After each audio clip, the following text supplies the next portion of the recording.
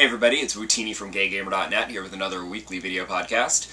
This week's going to be a little unusual for me because the East Coast is supposed to be hit with a hurricane.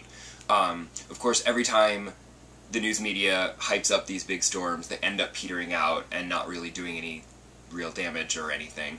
But that doesn't stop the news media from hyping them up and the people from freaking out and emptying shelves of bread and water and milk and everything, and I'm just like, the storm is only going to last for a couple of days, at most. How much bread do you really need? So I'm not expecting it to be anything, because they've hyped this up to be the end of the world, so I'm pretty sure it's going to be nothing to worry about. A little light rain and some wind. But what it means for me, because my kitchen is stocked, I'm good for a few days, what it means for me is making sure that all of my devices are charged up so that I can play 3DS, or I can play, I can like read stuff on my tablet, I can watch videos and stuff, in case the power goes out, which, knock wood, it will not, because that would suck. But until the power, while I still have power, I will happily keep everything charged and watch movies and play video games, and let the weather happen out there, because I don't have to deal with it. This week I have been playing more Style Savvy, which continues to be wildly, addictively entertaining. You can read my review of it on GayGamer.net, and obviously I love it. I loved the first one, and basically this is just, it's the same game, but with like way better graphics, way more to do, and what I love best about Style Savvy Trendsetters is that they've made it a longer game. The original Style Savvy, you could unlock everything. I mean, not unlock everything, because, every day the stores have new stock, and every season there's new seasonal clothes, so, like, there's always a reason to keep coming back, because there's more stuff to, But as far as, like, the fashion contests and the little missions and stuff, like, that all happens, like, really quickly, and then it's over. And then you're just still playing it because it's still kind of addictive fun to play dress-up with people. Here, they've really prolonged the experience, which I appreciate, because it's still fun to dress up people, but at least now there's other things to do while you're still playing dress up with people. You still feel like you're making progress in the game instead of just randomly playing it. It was also kind of funny because Grace, the manager of the boutique of the first Style Savvy, came shopping in my boutique in Style Savvy Trendsetters, and said that I reminded her of this great stylist that worked with her. And I'm like, it's me. Do you not recognize me? Because I basically created the same character and the same look and the same name and everything. Because I just sort of, in my mind, I'm thinking, well, this is just now where I work. It's the same character, she just now works at this boutique, and is going to make this an awesome, famous boutique. But apparently there's an alternative version of Sonia at this other boutique, who's, I guess, my twin. So, the other thing I wanted to talk about is, I got Style Savvy through the eShop, just like I did with Art Academy, and what I love is that I'm going to do the same thing with, definitely with Animal Crossing, when that comes out, which, by the way, the American title, Animal Crossing New Leaf, so clever, love it, because that way I will always have Animal Crossing on my 3DS, and I don't have to worry about swapping cartridges out when I'm playing some other game, and I just want to, like, quick jump into my town and, water some flowers and talk to some people and do whatever, and then have to put in the other game that I'm currently playing. So it'll be great to just have it there permanently on my 3DS, always. Then there's other games like the new Professor Layton that's coming out right now that I could go either way with, because while it's a game that you play through the story and you're done, and then you'd put the cartridge away, Nintendo's promising, like, daily puzzle downloads, so there's going to be a lot of extra puzzles, so that might be better to have from the eShop, because then you'll always have it and you can do the extra puzzles whenever you have a chance without having to swap out cartridges. But, like, next month, Paper Mario comes out, and Paper Mario is something where I feel like that's something I would rather have the cartridge of, because I'll play it and be done with it, and then that's it. And then, I can set it aside to play again at a later date if I felt like it, or could trade it in at GameStop or whatever for $3. But the other thing is that, like, one-off games that don't have the replayability of an Animal Crossing or a Style Savvy or a Professor Layton in a way, the one-off games I want on cartridges because I don't want them to take up space on my 3DS. I went out and bought a larger memory card. After I bought Art Academy and it pretty much sucked up the rest of the 2 gig card, I went out and I bought a 16 gig card. So I figure 16 gigs is more than enough, and they were cheap. I figure that's more than enough to, like, hold a few games. It'll be fine. But I don't want to end up downloading so many games that I need a 32 gig card, because that's just irritating. But at least the 3DS uses normal SD cards that you can use in other devices. So if I ended up downloading so many games that I did need to upgrade to a 32 gig card, I could take that 16 gig card and put it in my DSLR camera and just have more space for pictures. But I really like the idea of being able to have these games permanently in my 3DS and not having to swap out cartridges. I just don't want to end up having to delete games to make room on my SD card, because as I feel like you can't delete the game and not your saves. I think you just delete everything. Because it would be really nice if you could delete the game but not your saved games, so that way you could delete the game that takes up so much space, play a different game, but then if you wanted to go back to that game, you could re-download it for free, because you've already bought it, you just free re-download, and your save game is still in there, because that takes up, like, no memory. And then you can continue where you left off. That would be really good, but I don't think that's how it works. I think when you delete the game, you delete the whole thing. Save games and all. The other thing that I wanted to talk about this week, as I promised last week, we went to see Silent Hill Revelation.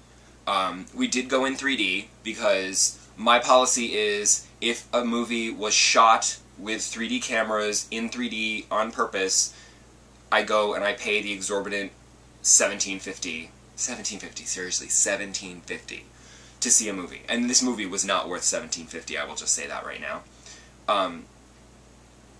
But if a movie is not shot in 3D, or the 3D is added after the fact, I'm not going to pay extra to see fake 3D. The 3D in Silent Hill was okay. It did kind of fall down. It did kind of resort to the whole, like, you know, coming at you, knives and stuff thing. It's always really nice to see a 3D movie by, like, a good director, like somebody like Ridley Scott with Prometheus, or James Cameron with Avatar, where they really use the depth of field and everything, you know? And, like, I've always wanted to see Dial M for Murder in 3D. No, I have not been able to. They've had showings in the city, there's been screenings, but they've always sold out, and I've never been able to get tickets, and it really annoys me.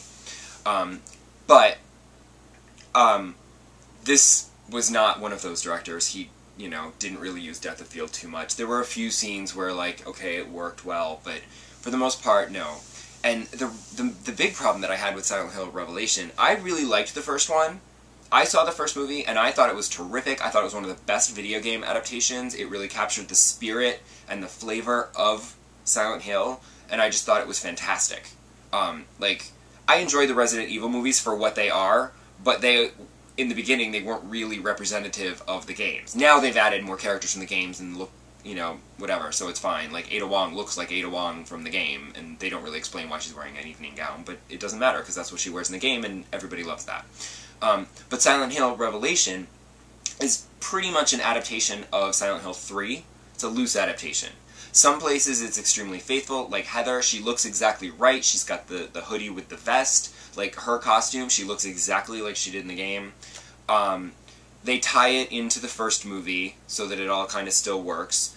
But it was really kind of dull. Like, there was no creeping dread.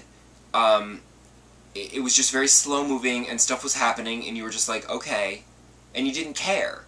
Like, in the first movie, she's so desperate to find her daughter, and, you know, there's this angst of, oh my god, you know. Here, Heather's running around going, I have to find my father, but there's no urgency to her quest, there's no drama, she screams a few times, it gets a little scary, whatever. I just didn't, I was like, okay, there's one point, it takes a while to get to Silent Hills, but they throw in some, like, hallucinations and stuff just to keep things interesting.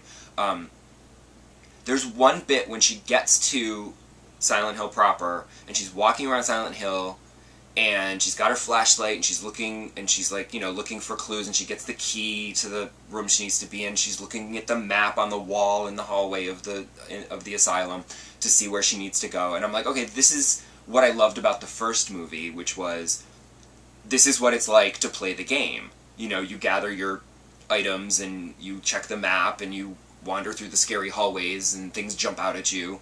And so for like maybe like 10 minutes there, it suddenly felt like Silent Hill again.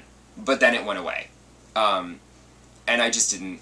You just don't care. I mean, I don't know. I didn't care. I also feel like there was a problem because the music... They didn't use any of the... They occasionally would use an original Silent Hill theme. But... And Akira Yamaoka is still listed as, you know, the music, but there's this other guy who also did the music, so I feel like it's like a... It's more this guy than him. Like, there's a couple of original themes, but it's not really, so it didn't feel like Silent Hill, because the music was all wrong. Plus, and this is just me, but, they have Sean Bean as, you know, the father, and then they have, Kit Harington as, like, her friend who's helping her here and there in the movie. And both of them try to do American accents, and it just sometimes just does not work. And I find European actors doing American accents incredibly distracting in a movie if they can't do it right. You know? I remember as a kid being stunned to find out that Bob Hoskins was British, because I only saw him in Roger Rabbit. And he did such a good job there that you'd never know he was British. Silent Hill Revelation, they slip a few times. It's not good. Also, I feel like there's nothing new. I mean, there's some new creature designs, but there was nothing that was like, ooh, that's amazing, you know? I was like, eh. You know, and they bring back Pyramid Head, and you're just like, okay, it's Pyramid Head, again. And then the ending is just kind of ridiculous. I'm not going to talk about it, because I don't want to spoil it in case you're going to go see it. Yeah, not great. I was sadly disappointed, because I loved the first one so much, and Silent Hill 3 is, like, my favorite game in the series, so I'm sad. And also, they end it with, like, a little teaser, with a prison bus to, which I was like, oh my god, does that mean that they're going to adapt Downpour as the next movie if this one does well? We'll see. I don't know how this one's going to do. The theater I saw it in was not particularly crowded. And the theater also didn't have it in one of the, like, you know, the big first-run theaters. It's, like, huge on the top floor with, like, you know, lots of seats. This was just a regular theater, so I don't know how much money it's going to make. The series may be done now. We'll see. I am going to shut up now because I feel like I've rambled on for far too long, and I didn't mean for this to be one of my super long ones, because it's not like I was talking about anything in particularly important. So I'm going to go now and start playing some video games in preparation for the hurricane that's going to hit. And I'll see you here next week, unless my house blows away and I end up in Oz. See you then! Or I'll do a podcast from Oz. That could be interesting. Bye!